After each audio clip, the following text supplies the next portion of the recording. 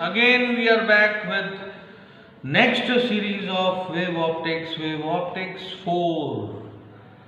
बच्चों, today's title is refraction on the basis of Huygens wave theory. बच्चों, आपको बता दें कि ये वाला आर्टिकल बहुत इंपॉर्टेंट है। अब की बार जो latest CBSE sample paper board ने इशू किया है उसमें प्रॉब्लम 5 मार्क्स की है। Define wave front and define prove refraction, laws of refraction on the basis of Huygens wave theory। इस साल के सीबीएसई सैम्पल पेपर का सवाल है 5 नंबर का। Highly expected problem in board examination this year, I am telling you 2020-2021। तो बच्चों, आज हम ले रहे हैं refraction on the basis of Huygens wave theory। बच्चों, यहां से शुरू करेंगे। z डैश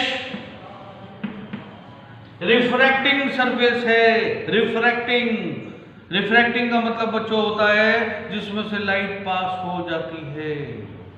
बच्चों, ये नॉर्मल है। सपोज ये बच्चों मीडियम है रेयर, ये बच्चों मीडियम है डेंसर।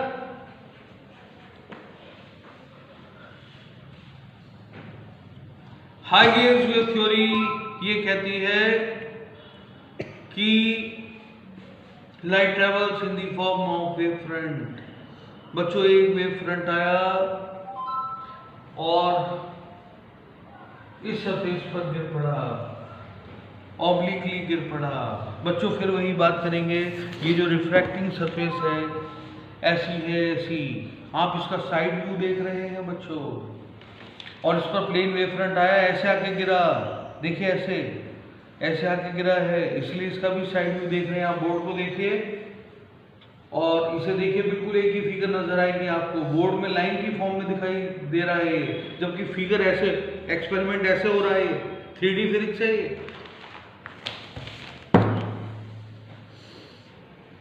प्लेन वेव फ्रंट का नाम AB। आप जानते हैं बच्चों, जो लाइंस वेव फ्रंट के परपेंडिकुलर होती हैं उन्हें रेज कहते हैं। ये रही रेज, ये रही रेज।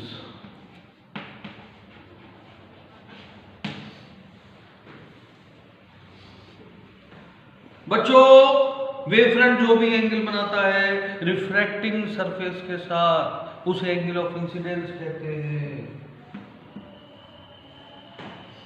एक ध्यान दीजिए बच्चों, रे और वेव फ्रंट के बीच में 90 डिग्री का एंगल होता है। ये पूरा एंगल 90 का है। ये 90 माइनस आई हो गया, तो ये कितना हो गया? ये आई हो गया। और आप जानते हैं इंसिडेंट रे जो भी एंगल बनाती है नॉर्मल के साथ, उसे एंगल ऑफ इंसिडेंस कहते हैं। राइट? आई थिंक बच्चों आपको समझ में आया होगा। अब देखिए बच्चों, हाइगेन्स वेव थ्योरी कहती है वेव फ्रंट का एक point fresh source of light का काम करता है। लाइट ऐसे चलेगी, बी डैश पर पहुंचेगी। लाइट ऐसे चली, बी डैश पर पहुंची, t सेकंड्स पर पहुंची। तो बच्चों, ए बी डैश क्या होगा? v1t, जहां पर v1 स्पीड ऑफ लाइट है इन फर्स्ट मीडियम, t टाइम है। बच्चों, जब लाइट ऐसे चली, बी डैश तक पहुंची, उसी समय लाइट 1 2 3 से चलेगी। लाइट 1 से चली, 1 डैश पर पहुंची, 2 से चली, 2 डैश पर पहुंची, 3 से चली, 3 डैश पर पहुंची। बच्चों, क्योंकि हमें t सेकंड्स की रिकॉर्डिंग लेनी है, t सेकंड में लाइट ए से बी डैश तक पहुंच चुकी है, पर 1 से 1 डैश तक पहुंचती हुई थोड़ा सा आगे भी जाएगी, यानी यहाँ पे भी ये पहुंचेगी। 2 डैश से थोड़ा आगे जाएगी, 3 डैश से थोड़ा आगे जाएगी। बच्चों, ये वाली लाइट रे सपोज यहां तक पहुंच गई, नॉर्मल की तरफ झुक जाएगी, क्योंकि आप जानते हैं प्रीवियस नॉलेज आपकी कहती है रेयर से डेंसर मीडियम में refracted ray bends towards the normal. तो बी ए डैश क्या होगा बच्चों? बी ए डैश होगा v2t, जहां पर v2 स्पीड ऑफ लाइट है सेकंड मीडियम में। बच्चों आपने क्या किया, बी डैश को ए डैश से मिला दिया, ये वाला इकलार हो गया। 1 से 1 डैश तक पहुंची लाइट, आगे कहां जाएगी 1 डबल डैश तक, 2 से आगे कहां जाएगी 2 डबल डैश तक, 3 से आगे कहां जाएगी 3 डबल डैश तक। बच्चों ए डैश बी डैश सारे सर्कुलर आर्क को टच कर रहा है। देखिए बच्चों, ए डैश बी डैश सारे सर्कुलर आर्क को टच कर रहा है, इसलिए ए डैश बी डैश क्या हो गया, ए डैश बी डैश हो गया new wave front, new refracting wave front. अगर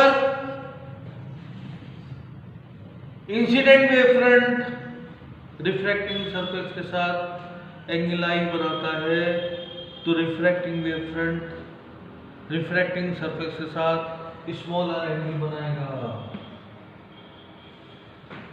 आई थिंक बच्चों आपको समझ में आया होगा। अब तो बच्चों बस एक ही काम बाकी है, हमें स्नेल्स लॉ ऑफ रिफ्रैक्शन को प्रूव करना है, फर्स्ट लॉ ऑफ रिफ्रैक्शन को प्रूव करना है। बच्चों स्नेल्स लॉ क्या कहता है, टू प्रूव स्नेल्स लॉ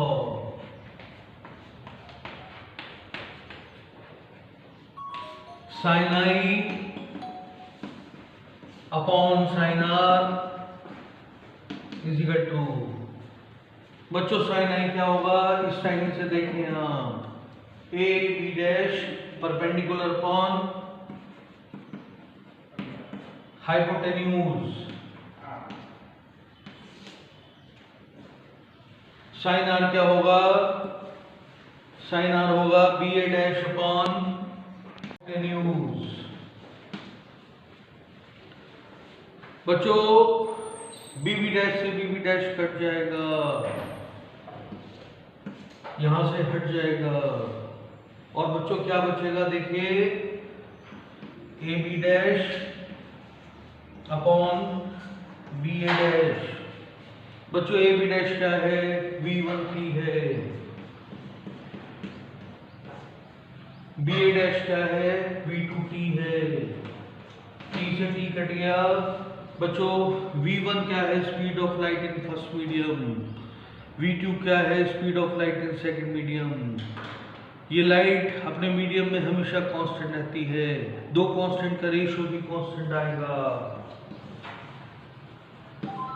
तो बच्चों Snell's law first law of refraction prove कर दिया हमने, the ratio of sine i and sine r is constant, it is equal to ratio of speed of light in first medium to the speed of light in second medium. बच्चों इस constant को refractive index कहा जाता है, हमेशा याद रखिएगा। बच्चों सेकंड लॉ ऑफ रिफ्रैक्शन तो ऑब्वियस है, ऑब्जर्वेशनल लॉ है, फिगर से साफ दिखाई दे रहा है, all the incident rays, all the refracted rays and all the normals all are lying in same plane. This proves second law of refraction on the basis of Huygens wave theory. बच्चों याद रखिएगा। बच्चों last में एक बार फिर please like it, share it, subscribe it. बहुत important problem है, CBSE sample paper की प्रॉब्लम है, और गॉड ब्लेस यू ऑल।